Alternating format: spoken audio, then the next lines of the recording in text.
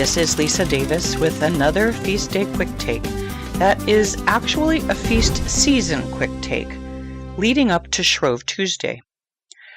So there is a school of thought out there that celebrating Mardi Gras is not a very Catholic thing to do. There are mumblings and whispers and sometimes sneers that the very word carnival implies sins of the flesh. And don't get me wrong, this feeling of taintedness is understandable, seeing as this pre-Lenten festival has been an excuse for debauchery for quite some time. We all know that in New Orleans and Rio de Janeiro, for instance, the day before Ash Wednesday has become a free-for-all, an excuse to flout the commandments, making a mockery of the innocent old ways from back in the day when these places were Catholic. But the roots of the Shrove Tuesday celebration, their very point, started out Catholic, regardless of the nomenclature and how it's come to be perceived. I'd like to talk a little bit about this, beginning with that funny word Shrovetide. The suffix tide tagged on the end of a word is fair warning that you're going to need to blow off some dust, as it's almost guaranteed to be an ancient word for an ancient thing, probably Catholic, going back to the Middle Ages at least. Coming from the Old English word tiden, this affix means, quote, an ecclesiastical anniversary or festival, as well as its accompanying season, end quote.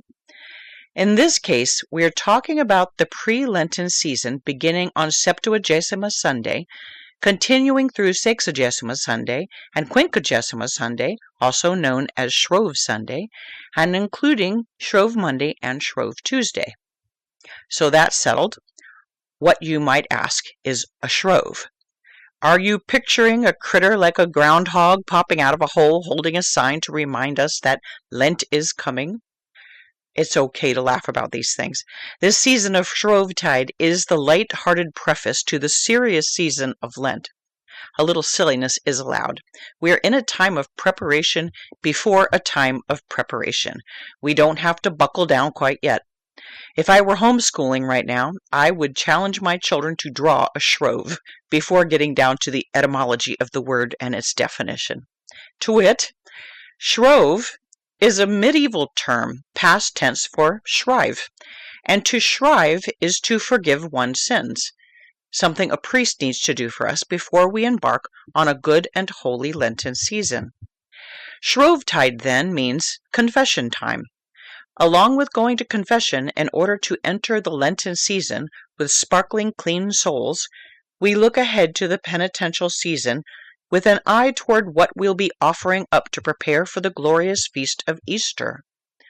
All the talk in Catholic circles right now is about what we'll be giving up. Who is going to take the plunge and give up coffee or sweets? Will we turn off the TV? Should we observe media silence for the 40 days?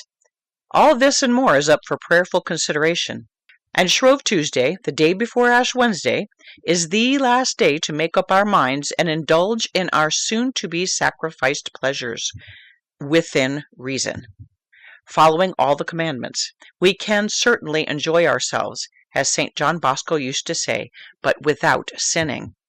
It's no secret that there are people, cities, actually whole countries, who have taken the Catholic understanding of feast before the fast and corrupted it, turning Shrove Tuesday in particular into nothing but an excuse to sin. The Mardi Gras festivals, which may have begun innocently enough, are now mostly wicked. If you care about saving your soul, you won't go anywhere near them. But the notion of Mardi Gras started out with a practical purpose for Catholics.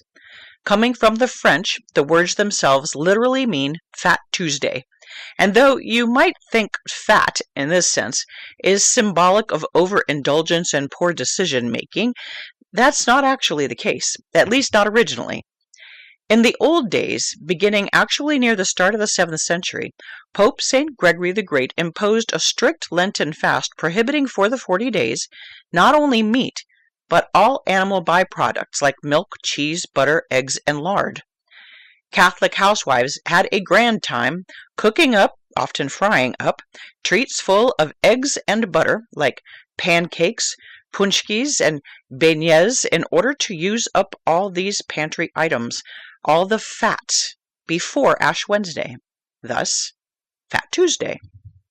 Now, the word carnival originally came from the Italian word carnelevare. You can hear the obvious Latin roots there, right? It translates as lifting or removing, the lavare part, carne, which of course means flesh or meat. Put together, it means just what you'd expect, removing meat. This is generally considered the original source of the word. You'll sometimes hear that it comes from farewell or vale, to meat, carne. Either way, though, it means the same thing. The original point of the celebration before Ash Wednesday was to say goodbye to and finish off the foods and other luxuries and habits that the faithful would be offering up during Lent.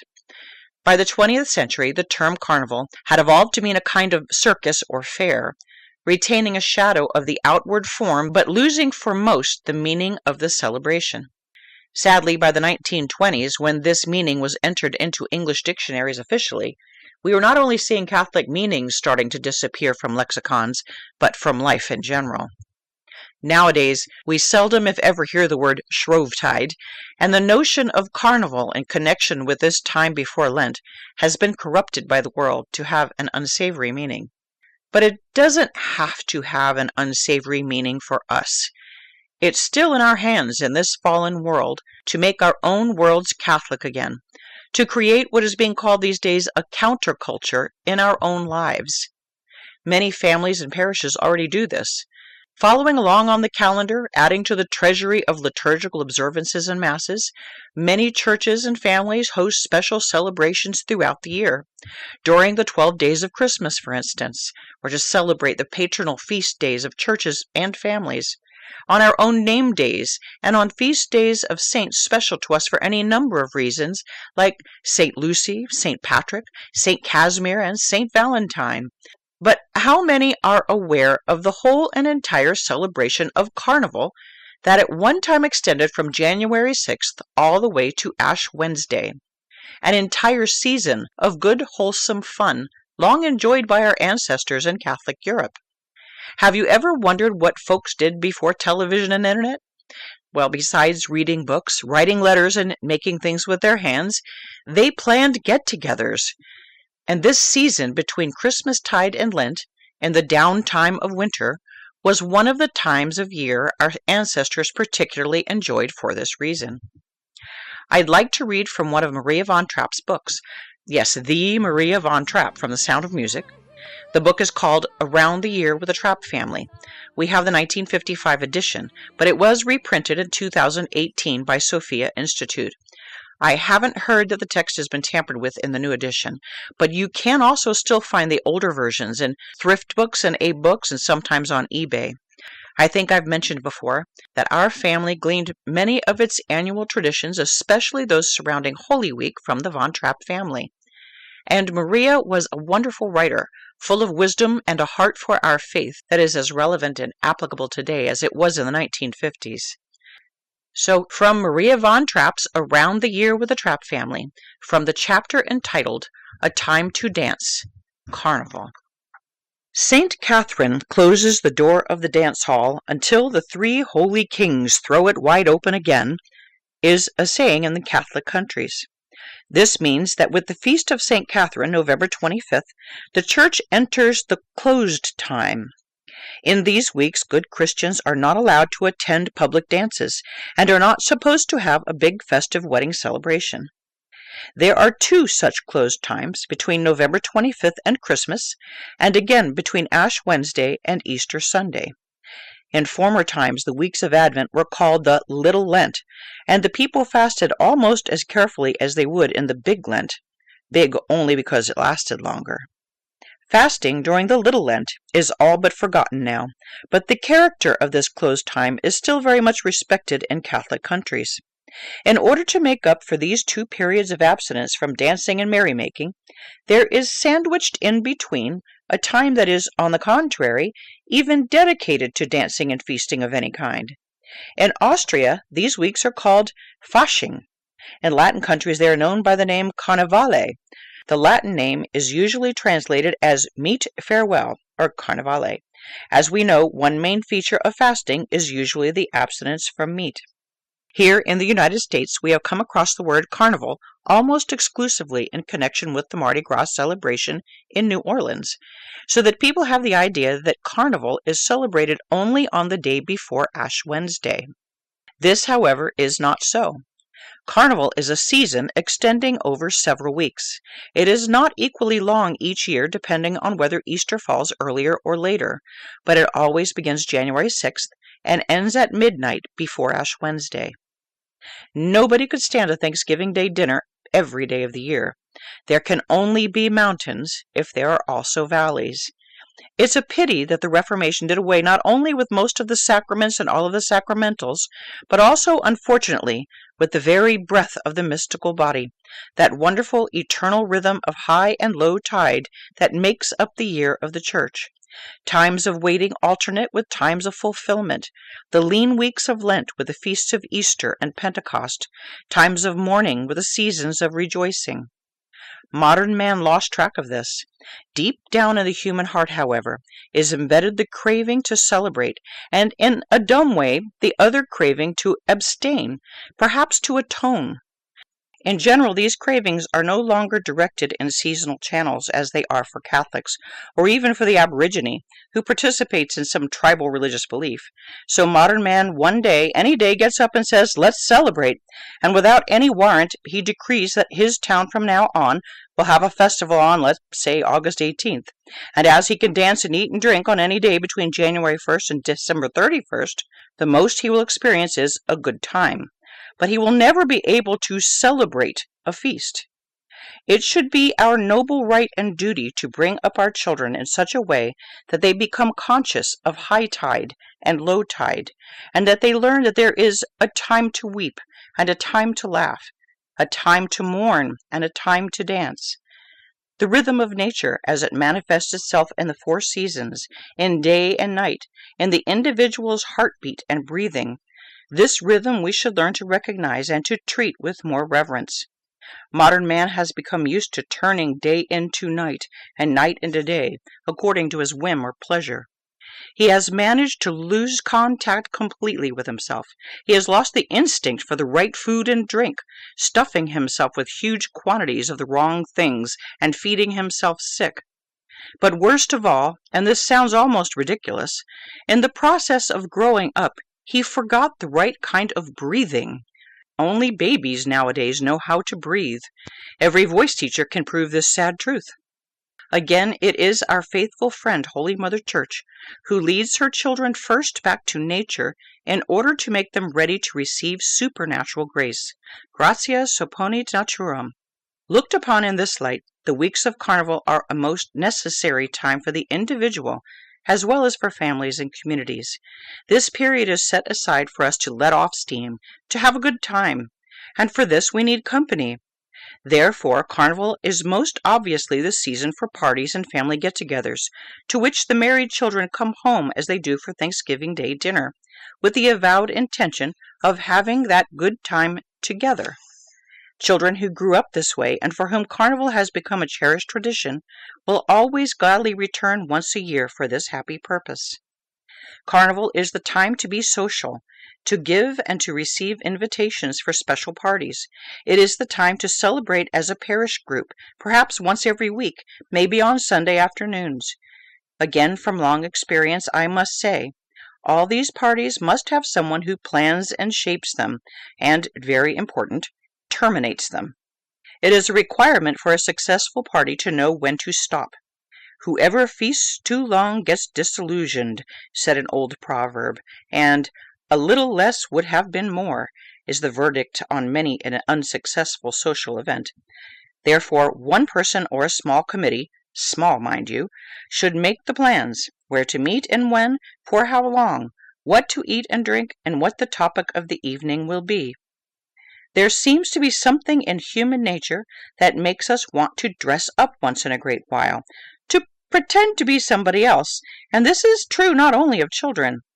As our family is so large, we were always self-sustaining when it came to celebrating feasts. The most hilarious evenings were those when we all came in fancy dress. It helps greatly if there is a theme to the evening, such as "Whom I Would Like to Be," or "International Evening," or a get-together of our great-grandchildren in the year 2000. Oh, nota bene, how funny is that, you guys? Or circus, when everyone comes as an active member, human or animal, of a traveling circus. Or it goes on and on. There is no end to good ideas. The main thing is that everyone should take over a role and play it the whole evening, within the general frame of the theme. And there is a deeper meaning in all this, too, because everyone would like to be somebody else once in a while. Now, it would not be Carnival without dancing. Mankind has danced since before the time of King David, and always will, for it seems to be an irreplaceable means of expression. In the United States, there is a marked revival of interest in genuine old folk dances. Although America is spoken of as a new country, everything American once came from an old country. It would be most interesting and rewarding if every family would search earnestly for the folk dances of its own people, its ancestors. Much research has been done recently, and many good books. Many records are now available. Let us think of the wonderful entertainment at a parish party if people were asked to contribute a folk dance from the country where their family came from, of course in national costume. And this should not be taken lightly. I see no other way to protect our young people from the frequent pernicious influence of modern ballroom dancing. Another nota bene, today is so much worse. There is no use in just talking against it. Something better has to be substituted. On other evenings, we might have fun at home by learning to play new games. Do we realize that there are hundreds, literally hundreds, of most entertaining games? We just don't know them. By inquiring among friends and by looking up books, we should be able to add a few good ones to our repertoire every year during the weeks of Carnival. This is an indispensable store to draw from when there are parties to be arranged for family or other feasts during the rest of the year. Let us put these weeks of Carnival to use and learn to dance together, play together, and sing together. Yes, sing together, but not the superficial, mediocre hits of the jukebox, short-lived like the fly. Let us rather make it our business to find tunes among the good old folk songs, so that we have something to contribute when we meet the others on Sunday afternoons. Spent like this, the weeks of Carnival seem to fly. Every day the family is eagerly looking forward to the evening's program, whether it be singing or folk dancing or playing games or masquerading.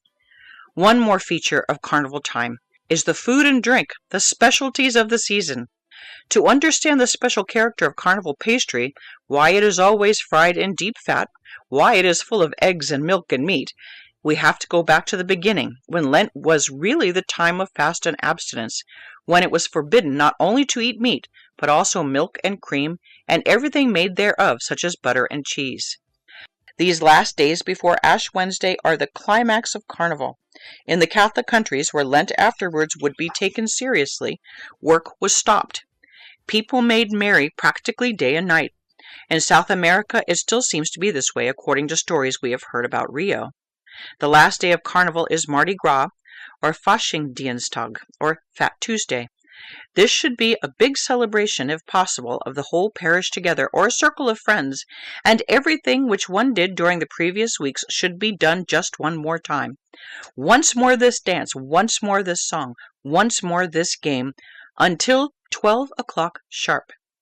When the clock strikes 12 in the middle of the dance, according to the good old tradition, one should stop, and the whole group should kneel down and say one Our Father together, and then rising up say, I wish you a blessed season of Lent, and go home. It has to be experienced to be fully believed, but there is a great blessing on such a Carnival time shared in a family. To have spent a good Carnival will finally prove to the greater honor and glory of God in enabling us to spend a good Lent. End quote. And this is the end of the chapter, and the good counsel of Maria von Trapp. Some things to consider, if not this year, perhaps to plan for next year. God bless, and best wishes for a happy, joyful Shrove Week, leading to a fruitful and holy Lent. This is Lisa, signing off.